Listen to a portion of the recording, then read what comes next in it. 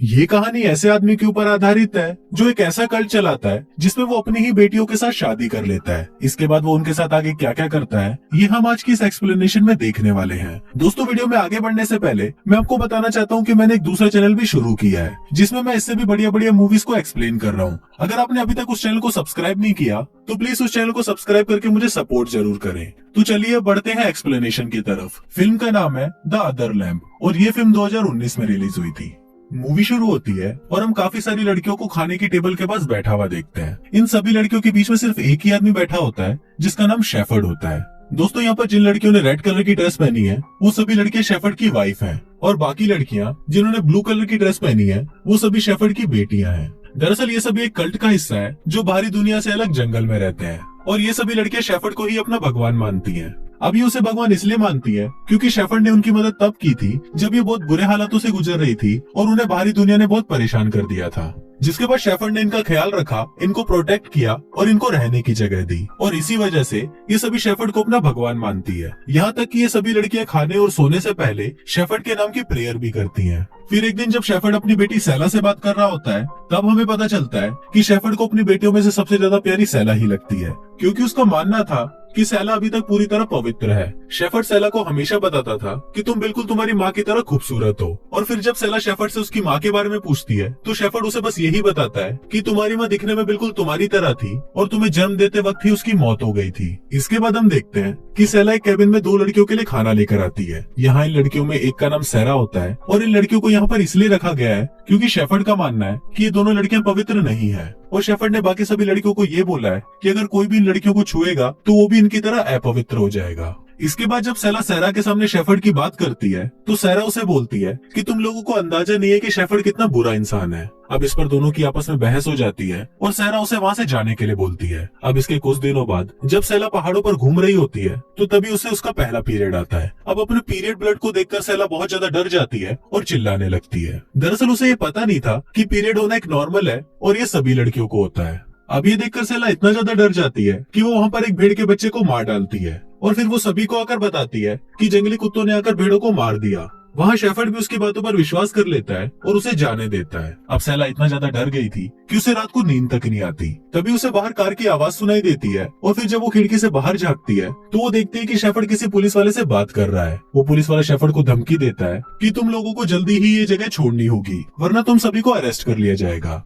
फिर अगले दिन शेफर्ड सभी को बताता है कि हम सभी को ये जगह छोड़कर जाना होगा वरना बाहर की दुनिया वाले तुम सबको अपने साथ ले जाएंगे। इसके बाद शेफर्ड सभी को बोलता है कि मैं तुम सभी को एक ऐसी जगह ले जाऊंगा जो बहुत ज्यादा खूबसूरत है। अब ये बात सुनकर सभी लड़कियां बहुत खुश हो जाती है पर वहाँ पर सेला इस बात को सुनकर बिल्कुल भी खुश नहीं होती क्योंकि उसे ये जगह बहुत पसंद थी। फिर सेला को इस तरह उदास देखकर शेफर्ड उसके पास आता है और उसे बोलता है कि तुम्हें दूसरी जगह बहुत पसंद आएगी और ये सुनकर सेला को थोड़ा अच्छा लगता है। इसके बाद वो सभी अपना सामान पैक करके दूसरी जगह की तरफ निकल जाते हैं और वो लोग अपने साथ उन 2 अपवित्र लड़कियों को भी ले जाते हैं। अब वो जगह काफी दूर होती है इसलिए उन लोगों को वहाँ पहुँचने में बहुत टाइम लग रहा था। इसी दौरान सेला को अपने पीरियड के डर की वजह से काफी अजीब अजीब ख्याल आ रहे थे। अगले दिन वो लोग सफर के दौरान एक घर के पास आते हैं जो कि बहुत टूटा फूटा था। फिर सेला और उसकी एक बहन घर के अंदर जाकर देखने लगती है क्योंकि बाहर बहुत ठंड थी और ऐसे मौसम में बाहर रुकना ठीक नहीं था। इसलिए सेला शेफर्ड को इस घर में रुकने के लिए बोलती है पर शेफर्ड उसे यहाँ रुकने के लिए मना कर देता है और बोलता है कि ये जगह पूरी तरह टूटी फूटी है और इसी के साथ वो लोग बाहर कैंप लगाकर वहीं रुकते हैं। उसी रात सेला उस घर के अंदर जाती है और वहाँ पर वो दीवार पर लगी कुछ सीनरीज की फोटोज देखती है। फिर अगले दिन सभी लड़के सेला के पीरियड ब्लड को देख लेती हैं और वो उसे भी अपवित्र बुलाने लगती हैं। फिर जब शेफर्ड को इस बारे में पता चलता है तो वो सेला को सैरा के पास रहने के लिए भेज देता है क्योंकि वो भी अपवित्र होती है। अगले दिन वो लोग फिर से सफर पर निकलते हैं और काफी दूर जाने के बाद वो लोग आराम करने के लिए एक जगह पर रुकते हैं। वहाँ पर सारा सेला से बात करती है और उसे बताती है कि मैं और तुम्हारी मोम वो पहली औरत थी जो इस कल्ट में शामिल हुई थी। वो उसे ये भी बोलती है कि तुम्हें सभी लोगों ने कहा होगा कि तुम्हारी माँ तुम्हें जन्म देते ही मर गई थी, मगर ऐसा नहीं है। वो तुम्हें जन्म देने के बाद भी जिंदा थी मगर उसे बाद में इन्फेक्शन हो गया था, लेकिन शेफर्ड उसे हॉस्पिटल लेकर नहीं गया और इसी वजह से तुम्हारी माँ की मौत हो गई। अब ये सब सुनने के बाद सेला को शेफर्ड पर काफी गुस्सा आता है और वो इस कल्ट को छोड़कर जाने के बारे में सोचने लगती है। उसी रात जब सभी लोग आराम करने के लिए रुकते हैं, तब सेला सारा से पूछती है कि जब तुम्हें सारी सच्चाई पता है तो तुम इस कल्ट को छोड़ क्यों नहीं देती। पर इस पर सारा उसे बोलती है कि बाहरी दुनिया में मेरा कोई भी नहीं है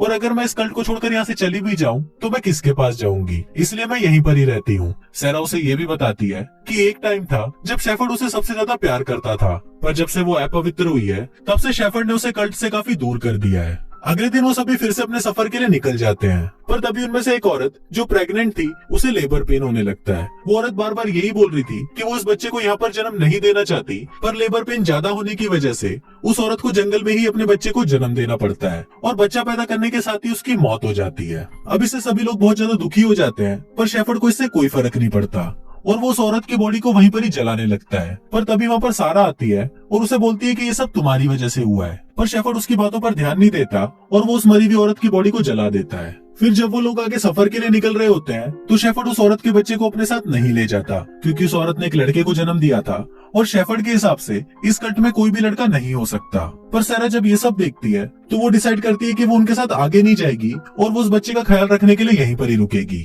इसके बाद सभी लोग आगे बढ़ते हैं और थोड़ी दूर जाने के बाद वो सभी रुक जाते हैं, क्योंकि उन सभी को लग रहा था कि वो लोग रास्ता भटक चुके हैं। तभी उनमें से एक लड़की दूसरी तरफ हाथ दिखाकर बोलती है कि मैंने वहाँ पर कुछ देखा है। पर ये सुनते ही शेफर्ड को गुस्सा आ जाता है और वो उसको बोलता है कि क्या तुम हमें लीड करने की कोशिश कर रही हो, और ये बोलकर वो उसे मारने लगता है और उसे बताता है कि यहाँ पर लीडर सिर्फ मैं हूँ। ये सब चीज वहाँ बैठी सब लड़कियां देख रही थी, पर वो सिर्फ चुपचाप बैठी रहती है। सेला को भी ये सब देखकर बहुत गुस्सा आ रहा था, पर वो शेफर्ड को कुछ बोलती नहीं है। इसके बाद वो लोग फिर से चलना शुरू करते हैं और थोड़ी देर बाद वो लोग अपनी मंजिल पर पहुंच जाते हैं, जो कि बहुत ज्यादा सुंदर होती है। उस जगह को देखकर सभी लोग बहुत खुश होते हैं और फिर शेफर्ड सभी को बोलता है कि मैं तुम लोगों को धरती पर ही स्वर्ग दे रहा हूँ। इसके बाद शेफर्ड अपनी सभी बेटियों को नदी में नहलाकर उन्हें पवित्र करता है। फिर रात को शेफर्ड की सभी वाइफ आपस में बातें करती है कि कल शेफर्ड उन सभी का पुनर्जन्म करेगा।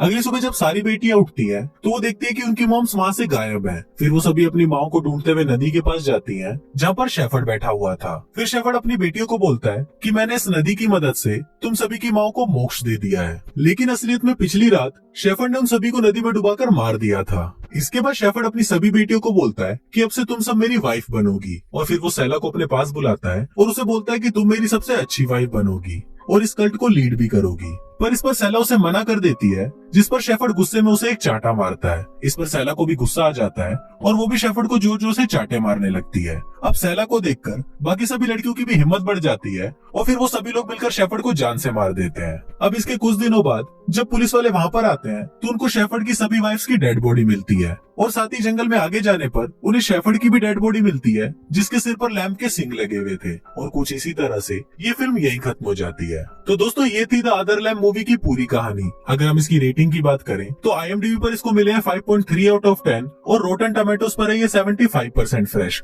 दोस्तों अगर आपको वीडियो अच्छा लगा हो तो प्लीज इस वीडियो को लाइक करने के साथ साथ मेरे चैनल को सब्सक्राइब जरूर करना, और साथ ही मैंने अपने दूसरे चैनल का भी लिंक दिया हुआ है, आप प्लीज उसको भी जाकर सब्सक्राइब कर लें। मैं मिलता हूँ आपसे अगले वीडियो में, तब तक के लिए बाय।